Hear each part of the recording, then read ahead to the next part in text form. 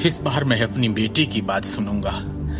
अगर सबसे खराब स्थिति आती है तो हम उसे घर और कारखाना दे देंगे और दिल्ली शहर से बाहर चले जाएंगे।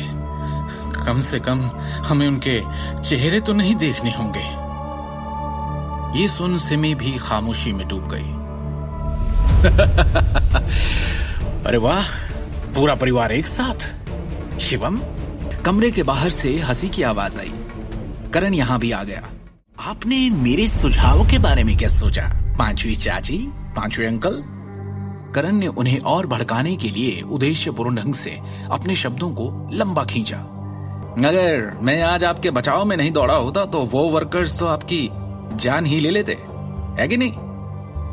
एक तो खुद तुमने ये सब करवाया और अब हीरो बनने आ गए हो। बंद करो ये ढोंग करण।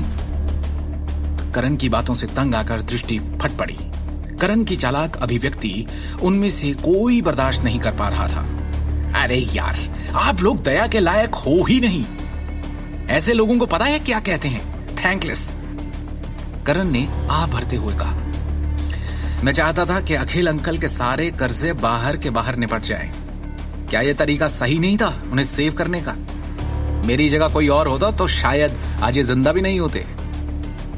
करण ने कोमल स्वर में कहा, मैं तो बस मदद करने की कोशिश कर रहा हूं। मुंह बंद करो और दफा हो जाओ यहां से करण। दृष्टि गुस्से में कांपती हुई चिल्लाई, मैं दफा हो जाऊं? फिर ये मत कहना अखिल अंकल कि मैंने आपके परिवार को एक मौका नहीं दिया। अरे आपको तो एहसान मानना चाहिए, पर आप मानते नहीं। इसलिए मैं कल ही लेनदारों के अधिकार जारी कर दूंगा। बर्बाद हो जाएंगे आप सब। लोन शार्क्स तब तक आपके पीछे रहेंगे जब तक आप जिंदा हैं। क्या आप बकवास कर रहे हो? फैक्ट्री, घर और गहने गिरवी रखवा कर हम अपने सारे कर्जे चुका सकते हैं। क्यों पीछे पड़ेंगे लेनदार हमारे? दृष्टि ने सवाल किया तो करण ने गर्व से भरी मुस्कान दिखाते हुए कहा,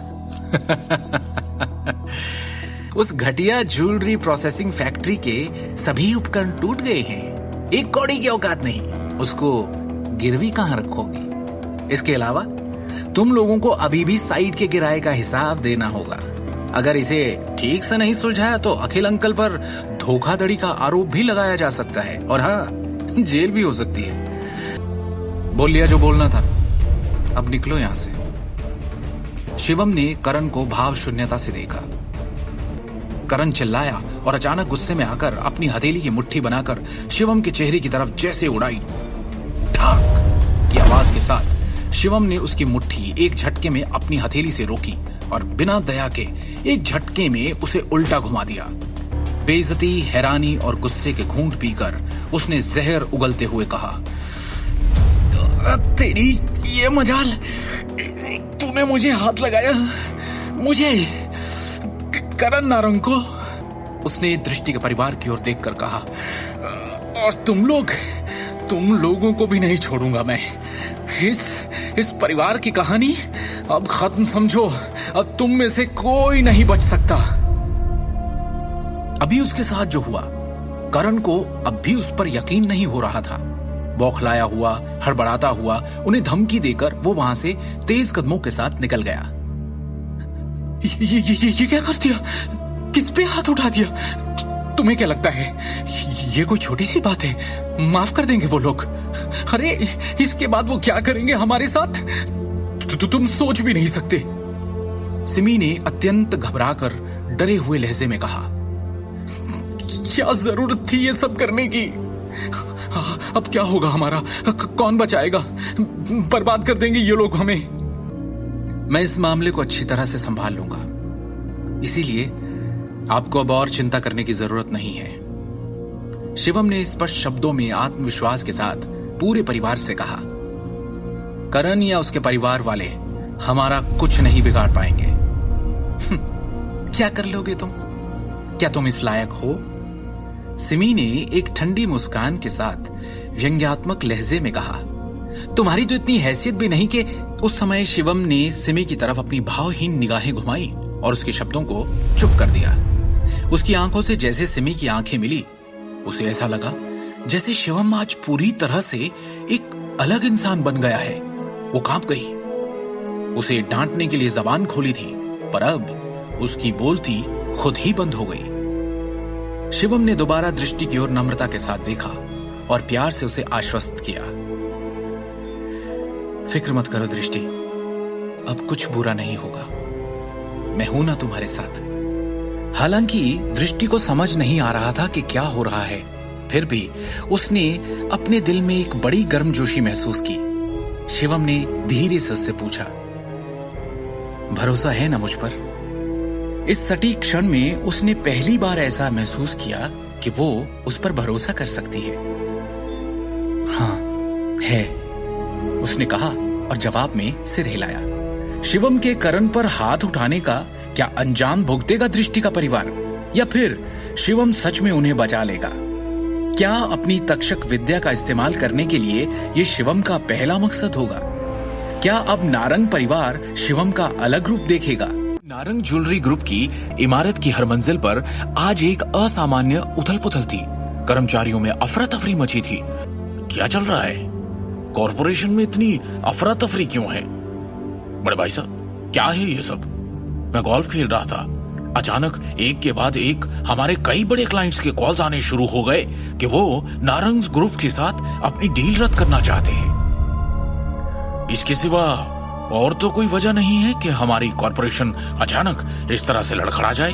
अचानक नारंग परिवार के सबसे बड़े भाई और नारंग ग्रुप के डायरेक्टर अमिताभ नारंग ने सभी का ध्यान अपनी ओर आकर्षित करने के लिए जोर से खांसी की। सब लोग बहस करना बंद करें, पहले बिजनेस की बातें करें। इस तरह की समस्या को हल करने का हमेशा एक तरीका होगा। अमिताभ नारंग के चेहरे पर आज अलग ही भाव थे। जब से उन्होंने नारंग ग्रुप के डायरेक्टर का पद संभाला, तब से कॉर्पोरेशन बिना किसी रुकावट, गिरावट या बिना किसी नुकसान के सुचारू रूप से चलती आ रही थी, क्योंकि इससे पहले कभी किसी ने ऐसी हिला देने वाली स्थिति का सामना नहीं किया था। जैसे ही बैठक कक्ष तुरंत शांत हुआ, सभी ने चिंतित भावों से अमिताभ नारंग को देखा और उनके बोलने का इंतजार करने लगे। डायरेक्टर सर, आपने जिन डेटा की कैलकुलेशन मांगी थी वो आ गई है। हमारे कितने बड़े और पुराने क्लाइंट्स ने आज के आज हमारे साथ कॉन्ट्रैक्ट खत्म कर लिया है, अब बताओ मुझे। डायरेक्टर सर, आंकड़ों के अनुसार हमारे नारंग ग्रुप के शेयर्स में आज 30% से अधिक की गिरावट आई है और पहले ही क्रैश हो चुके हैं। इससे छोटे शेयर धारक घबरा गए हैं और अपने शेयर्स तुरंत वापस लेने का अनुरोध कर रहे हैं। अब इसके अलावा 1 दर्जन से भी ज्यादा शहरों में हमारे ज्वेलरी के सेल्स चैनल आज काट दिए गए हैं और हमें हमारे सारे कॉन्ट्रैक्ट्स खत्म करने के लिए फोर्स किया गया है। इन सब के अलावा ईस्टर्न प्रांत की ज्वेलरी और उससे जुड़ी हुई 20 से भी ज्यादा कंपनीज, ज्वेलरी कॉमर्स एसोसिएशन और जनरल चैम्बर ऑफ कॉमर्स ने संयुक्त रूप से सार्वजनिक रूप से घोषणा की है कि वो हमारे नारंग ग्रुप का सहयोग नहीं करेंगे। अभी स्थिति ये है कि मार्केट में हमारे नारंग ग्रुप पर कोई भरोसा करने को तैयार नहीं है। अमिताभ नारंग का चेहरा ऐसे पीला पड़ गया जैसे उन्होंने कोई भूत देख लिया हो। उन्हें खुद अभी तक ये बात समझ नहीं आ रही थी कि उन्होंने किस ताकतवर शख्स को इतना नाराज कर दिया कि उसने पूरे के पूरे नारंग ग्रुप का दिवालिया निकाल दिया, वो भी एक दिन के अंदर। उन्होंने अजीत की तरफ देखा और पूछा, अजीत, क्या तुम इस समस्या का कोई समाधान लेकर आए हो? चिंता वाली बात यह है कि कोई स्पष्ट रूप से पर्दे के पीछे के तार खींच रहा है और हमारे ग्रुप को निशाना बना रहा है। हालांकि अजीत नारंग को भी समझ नहीं आ रहा था कि क्या किया जाए। उसका चेहरा राख हो गया था। अभी के लिए हमें तार खींचने के लिए जिम्मेदार व्यक्ति का पता लगाना चाहिए। हम तब तक देख सकते हैं कि क्या बातचीत के लिए अभी भी कोई जगह है। अजीत नारंग ने असहाय रूप से कहा। दोनों मुखिया समझ नहीं पा रहे थे कि उन्होंने किसे नाराज किया है। आखिर किसके पास एक दिन के अंदर नारंग ग्रुप को दिवालिया होने के कगार पर खड़ा करने की शक्ति थी।